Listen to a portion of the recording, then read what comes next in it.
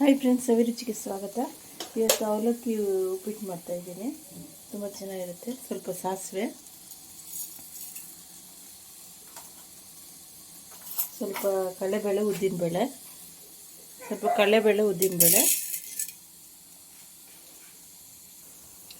ಒಂದು ಈರುಳ್ಳಿ, ಕರ್ಬೇವಿನ ಸೊಪ್ಪು, ಹಸಿಮೆಣಸಿನಕಾಯಿ, 2 ಬ್ಯಾಡಗಿ ಮೆಣಸಿನಕಾಯಿ ಹಾಕಿದ್ದೀನಿ. ಚೆನ್ನಾಗಿ ಟೇಸ್ಟ್ ಕೊಡುತ್ತೆ.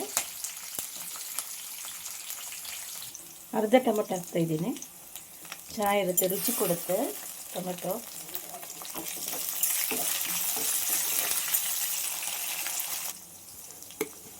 ಸ್ವಲ್ಪ ಅರಿಶಿನ, 1/4 ಟೀ ಸ್ಪೂನು,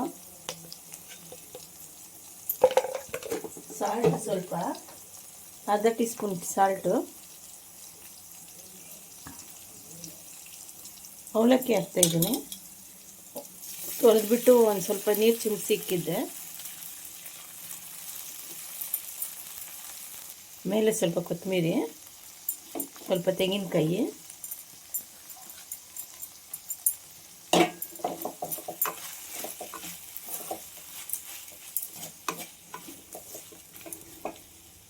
ಅವಲಕ್ಕಿ ಉಪ್ಪಿಟ್ಟು ರೆಡಿ ಆಯಿತು.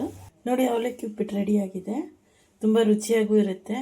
ನಿಂಬೆಹಣ್ಣು ಬೇಕಾದರೆ ಒಂದು ಸ್ವಲ್ಪ ಹಿಂಡ್ಕೊಬೋದು. ನಾನು ಟೊಮೆಟೊ ಹಾಕಿದ್ದೀನಲ್ಲ, ಅದಕ್ಕೆ ನಿಂಬೆಹಣ್ಣು ಹಾಕಿಲ್ಲ. ಲೈಕ್ ಮಾಡಿ, ಶೇರ್ ಮಾಡಿ, ಸಬ್ಸ್ಕ್ರೈಬ್ ಮಾಡಿ.